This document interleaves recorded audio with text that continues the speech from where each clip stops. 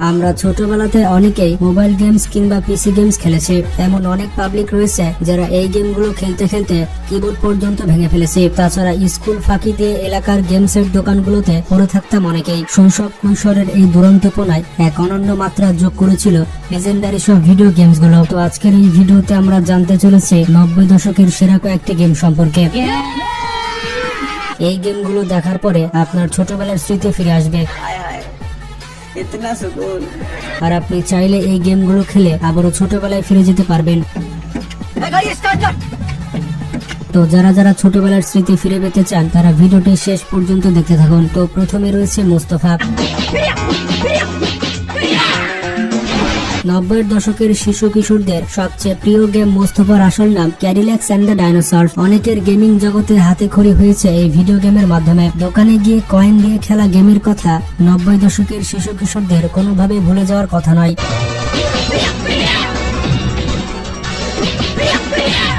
এই গেমে হিরো হিসেবে মোট 4টি চরিত্র রয়েছে। এই ক্যারেক্টারগুলোর নাম হচ্ছে জ্যাক টেনরাক, রয়েছে হ্যানা ড্যান্ডি, রয়েছে মুস্তফা কাইরো এবং সর্বশেষ মেস ওব্রাডিভিক। এই এক একজন হিরোর নিজস্ব শক্তি, সামর্থ্য ও দুর্বলতা রয়েছে।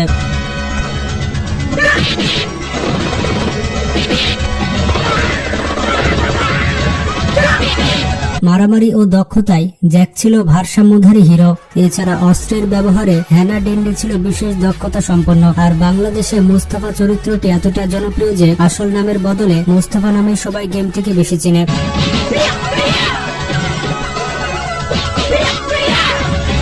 এরপর 2 নম্বরে রয়েছে ডিএক্স বল।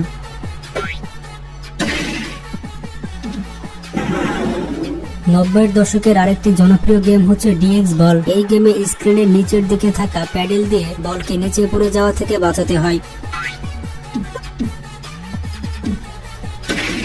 এই প্যাডেলে বাড়ি খেয়ে বলটি উপরের দিকে উঠে বিভিন্ন লেয়ারের ব্রিক ভেঙে আবার নিচে নেমে আসে এবং সবগুলো ব্রিক ভাঙা হয়ে গেলে লেভেল শেষ হয়ে যেত। সব মিলিয়ে 50টি লেভেল ছিল এই গেমটিতে। কেউ কেউ চিট কোড ব্যবহার করে আগে থেকে পাওয়ার আপ করে নিত।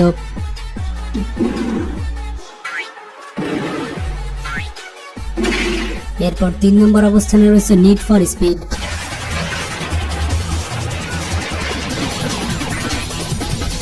এই গেমটিকে নতুন করে পরিচয় করে দেওয়ার কিছুই নেই, কিন্তু তারপরও আপনাদের উদ্দেশ্যে বলে দিই, নিড ফর স্পিড গেমটি পৃথিবীর সবচেয়ে সফল এবং জনপ্রিয় একটি কার রেসিং গেম। এই গেমটি প্রথম প্রকাশিত হয় 1994 সালে। গেমটি পরিবেশনা করেছিল ইলেকট্রনিক আর্টস।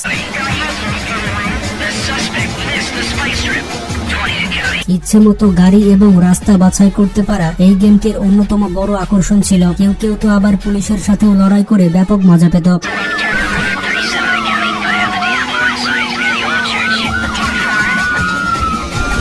গেমটির সর্বশেষ সংস্করণ বের হয় 2013 সালে, যার নাম নিড ফর স্পিড রিভালস। তো কারা কারা এই গেমটি খেলেছেন তারা কিন্তু অবশ্যই কমেন্ট করে জানাবেন।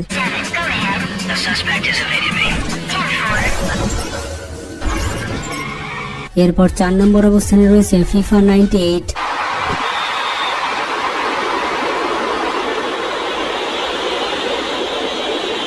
এটি হচ্ছে একটি মাল্টিপ্লেয়ার ফুটবল গেম। আন্তর্জাতিক ফুটবল সংস্থা ফিফার কাছ থেকে লাইসেন্স নিয়ে 1993 সালে গেমটি প্রথম মুক্তি পায়। মুক্তির পরপরই গেমটি ফুটবল ভক্তদের কাছে আকাশচুম্বী জনপ্রিয়তা লাভ করে।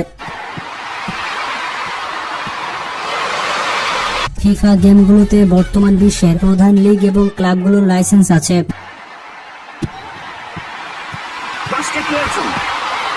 যাতে বিভিন্ন জাতীয় দল, ক্লাব এবং খেলোয়াড়দের আসল নাম অন্তর্ভুক্ত আছে। ইএ স্পোর্টস এর লেভেলে প্রতি বছরই গেমটির একটি করে সিরিজ মুক্তি পায়। তো কারা কারা এই গেমটি পছন্দ করেন তারা কমেন্ট বক্সে জানিয়ে যাবেন।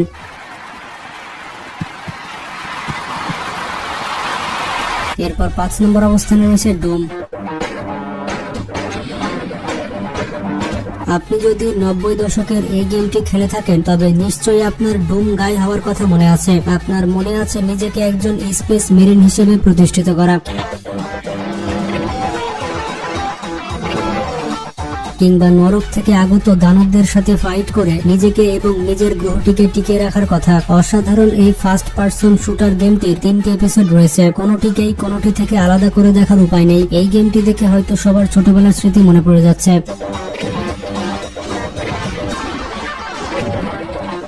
এরপর 6 নম্বর অবস্থানে রয়েছে ভাইস সিটি।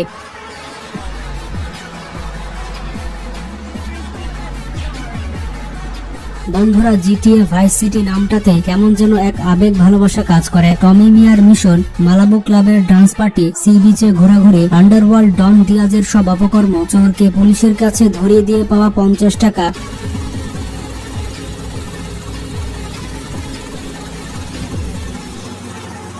উবার পাঠাও চালিয়ে 100 কিংবা 200 টাকা কামানো, পুলিশের সাথে পাঙ্গা নিয়ে 7 স্টারের পুলিশ আর্মি হেলিকপ্টারের কাছে ধরা খাওয়া, আর সব শেষে leave me alone cheat code লিখে পাপ মুক্ত হওয়া। তাছাড়া কোনো মিশন খেলতে না চাইলে মনের আনন্দে গাড়ি নিয়ে ঘুরে বেড়ানো যেত পুরো শহরটিতে। সবচেয়ে বড় কথা হচ্ছে গেমটি যে কোনো নিম্ন কনফিগারেশনের কম্পিউটারে খেলা যেত। তাছাড়া এই গেমের ব্যাকগ্রাউন্ডে এমন সব গান বাজতো যেগুলো শুনে মনে অন্যরকম একটি ফিলিংস হতো। এই ভাইস সিটি গেমটি কারা কারা খেলেছেন তাদের নাম তো অবশ্যই কমেন্ট বক্সে জানাবেন, তাদের নামগুলো অবশ্যই দেখতে হবে।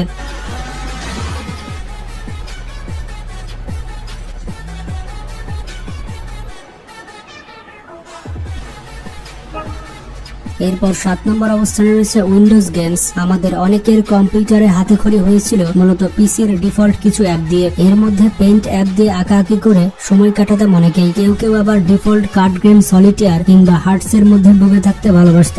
লুকানো মাইন স্কিপ করে বোর্ড ক্লিয়ার করা গেম মাইন্ড সুইপার ছিল এক রহস্যের নাম। সত্যি করে আপনারা বলুন তো এর সমাধানের নিয়ম আগে আপনারা জানতেন কিনা?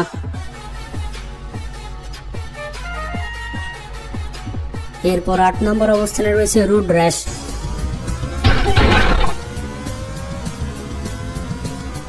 ছোটবেলায় অনেকের ক্রাশ গেম ছিল রোড র্যাশ। 90-এর দশকে জন্মিয়েছে অথচ রোড র্যাশ খেলেনি এমন গেমার খুঁজে পাওয়া কঠিন।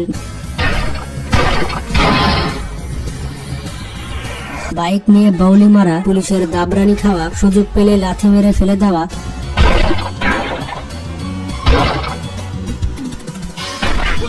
আর বেসবলের ব্যাট হাতে কোপাকুপি, এই সব কিছু এক লেজেন্ডারি গেমের কল্যাণে পাওয়া। যদি আপনারা অতীতে ফিরে যেতে চান তাহলে অন্তত একবার এই গেমটি খেলে দেখতে পারেন। এরপর 9 নম্বর অবস্থানে রয়েছে ভার্চুয়া কপ 2।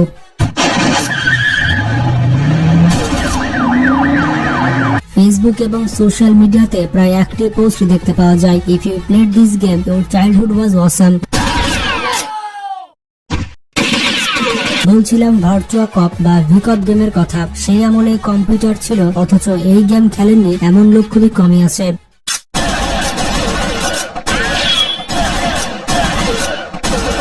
ব্যাংক ডাকাতি করা একদল ডাকাত এবং তাদের ভাড়া করা পুলিশ অফিসারদের ঘিরে গেমটির গল্প। ডাকাত দলকে ধরতে তাদের গুলি করে মেরে ফেলতে হবে, তাদের গাড়ি উড়িয়ে দেওয়া যাবে, তবে সাধারণ মানুষদের গুলি করা যাবে না। গেমের 3 জন চৌকস পুলিশ অফিসাররা ছিলেন মাইকেল, জেমস এবং মার্শাল। এই গেমটি ছোটবেলায় একটি অন্যরকম মজা দিত।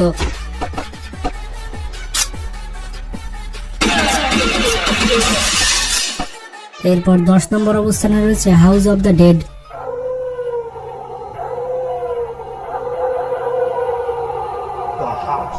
ছোটবেলায় সবার পরিচিত game the house of the dead. First person shooting মোডে গেমটিতে ভুতুরে রাজপ্রাসাদে জম্বিদের মারতে হতো।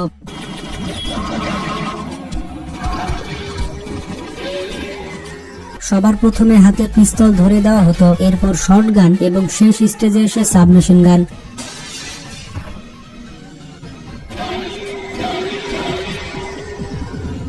সময় বাড়ার সাথে সাথে জম্বিসদের পাওয়ার বেড়ে যেত এবং তাদের কিল করা ছিল দুরূহ ব্যাপার। এরপর শেষের দৈত্যকার বসকে মারতে বেশ অনেক কষ্ট করতে হতো।